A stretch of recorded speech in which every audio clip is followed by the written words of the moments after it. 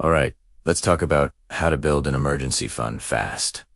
Now, most people want a quick fix. They want some magical hack or shortcut that's going to help them build this thing overnight.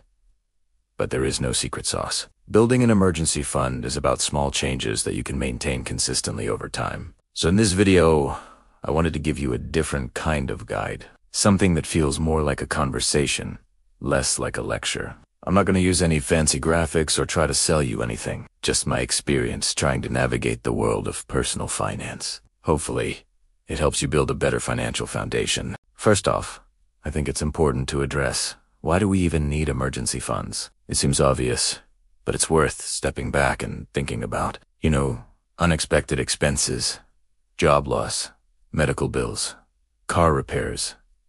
It happens to all of us, and these situations aren't just stressful.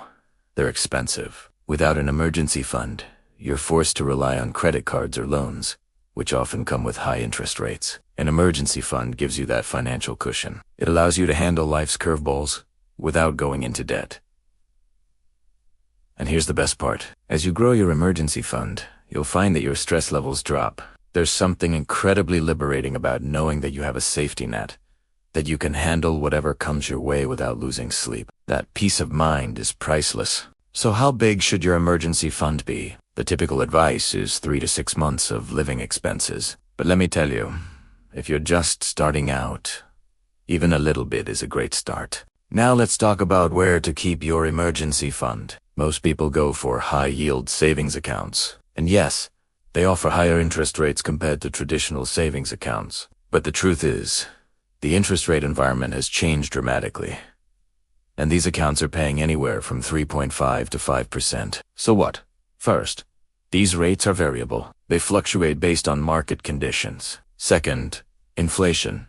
Especially after you factor it in, you're still looking at a net gain of 1 to 2% per year. And let's be honest, our money should be working harder for us. Plus, with the average savings account balance in America at around $3,000, you could earn more with a money market fund or short-term treasury bills. And the added benefit, you don't have to worry about FDIC limits. So let's talk about the simple mechanics. You get paid, some goes out, some goes in, and ideally, some gets invested. Think of it as a financial routine. The first part is getting paid. It's your income. It's what brings money into your system. And yeah, sometimes this can be a challenge. The gig economy, part-time work.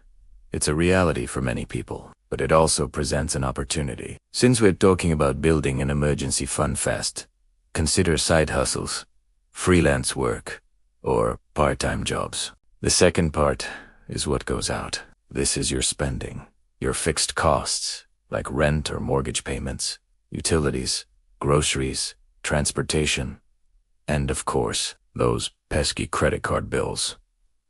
Managing these expenses is vital. It's about being smart, tracking what you spend, and making conscious choices. Apps like Mint Personal Capital, or even YNAB, they can be game changers here. They allow you to categorize your expenses, see where your money is going, and create a budget that works for you. The third part is what goes in your savings and investments. And this is where the magic happens.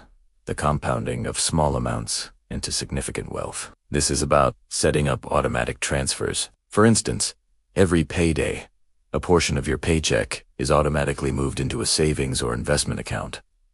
Out of sight, out of mind. You don't see it. You don't touch it.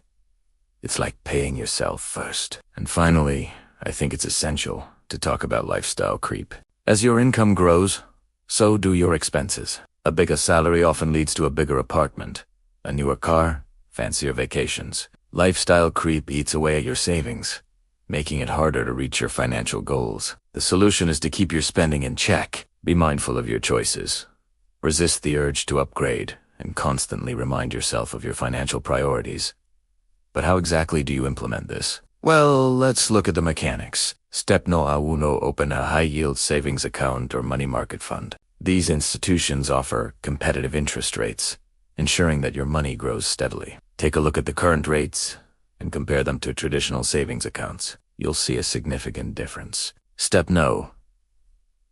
2 is to automate your savings. Set up automatic transfers from your checking account to your savings account. Aim to save at least 10% of your income. And if that seems daunting, start with what you can manage, even if it's just 5%. Consistency is key here. Step 3 is track your progress. Regularly review your savings balance, celebrate milestones, and adjust your savings rate as your income grows. Use budgeting apps or spreadsheets. It doesn't have to be complicated. Just make sure you're keeping an eye on your numbers. Step 4. Stay motivated. Building an emergency fund takes time and dedication. Stay motivated by reminding yourself of your financial goals, whether it's buying a house, starting a business, or simply having financial security. Visualize your future self and the freedom that comes with a healthy emergency fund. And along the way, don't forget to enjoy the small wins. Saving $50, $100, $500. Eat all that's up. Celebrate these moments. Reward yourself with non-monetary treats like a nice dinner at home or a picnic in the park. These rewards will keep you engaged and excited about your progress. One of the biggest challenges in building an emergency fund is staying focused. It is easy to get sidetracked by immediate expenses or feel overwhelmed by the size of the task ahead. But here are a few tips that can help you stay on track. 1 is to remind yourself of your why. Why do you want to build an emergency fund? Is it to buy a house? Is it to start a business? Is it just to have financial security? Whatever your reason, keep it top of mind. 2, break down the big goal into smaller ones. Instead of thinking about saving up for a big amount all at once, focus on smaller achievable goals, like saving $50 or $100 a month. 3, find an accountability partner. Share your goal with someone close to you and ask them to check in with you periodically. Having someone to answer to can help you stay motivated and focused. And 4, reward yourself. When you reach a milestone, treat yourself to something special, but make sure it fits within your budget. A small reward can help you stay positive and reinforce the good behavior. Look, I'm going to be honest with you. Building an emergency fund isn't the most thrilling thing. It's not about overnight successes or dramatic transformations. It's about consistent, repetitive actions that you maintain over time. It's like weightlifting.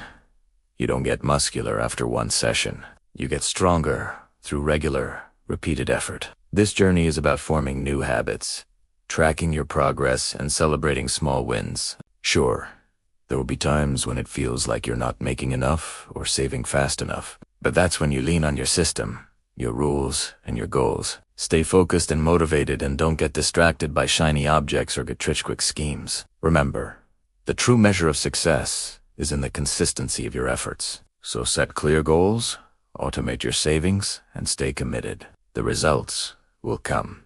If you enjoyed this straightforward approach, please hit the like button. It signals that you appreciate this style of content. And if you'd like to see more, let me know in the comments below. I appreciate your support. Thanks for watching.